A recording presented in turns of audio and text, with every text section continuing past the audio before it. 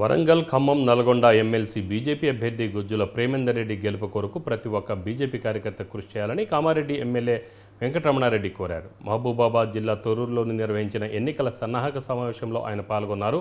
Congress, BRS పార్టీలు నిరుద్యోగులను పూర్తిగా విస్మరించామని, ఓటు హక్కు అడిగే హక్కు కేవలం బీజేపీకే ఉందన్నారు. ఉద్యోగులకు నోటిఫికేషన్లు ఇవ్వకుండా 2 ప్రభుత్వాలు కూడా మోసం చేశాయన్నారు.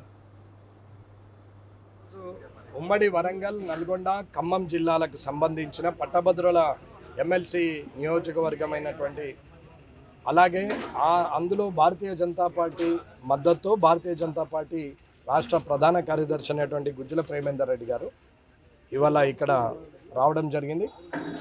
ఈ పాలకుర్తి నియోజకవర్గంలో ఇక్కడ ఉన్నటువంటి అందరు గ్రాడ్యుయేట్లకు నేను కోరేది ఏంటంటే, చదువుకున్న వ్యక్తులు మీరు ఉద్యోగులు, నిరుద్యోగులు, ప్రైవేట్ ఉద్యోగులు, గవర్నమెంట్ ఉద్యోగులు, డాక్టర్లు, లాయర్లు, వివిధ వ్యాపారాల్లో సెటిల్ అయిన వారు చదువుకున్నటువంటి మీ అందరికి కూడా దేశం గురించి, రాష్ట్రం గురించి చెప్పాల్సిన అవసరం లేదనేది నాకు తెలిసిన, మేము ఓటు అడగాల్సిన బాధ్యత మాకున్నది కాబట్టి మిమ్మల్ని అడగడం జరుగుతుంది. ఈ దేశ పరిస్థితి కానీ రాష్ట్ర పరిస్థితి మీద కానీ అవగాహన ఉంది. నరేంద్ర మోడీ గారి పాలనా విధానం ఎలా ఉంది, భారతీయ జనతా పార్టీ ధర్మం సిద్ధాంతం కోసము ఎలా ఆలోచిస్తున్నది, ఇప్పుడున్నటువంటి ప్రేమేందర్ రెడ్డి గారు ఎన్ని రోజులుగా ఈ పార్టీకి సేవ చేస్తున్నారు అనేది అందరికీ తెలుసు. దయచేసి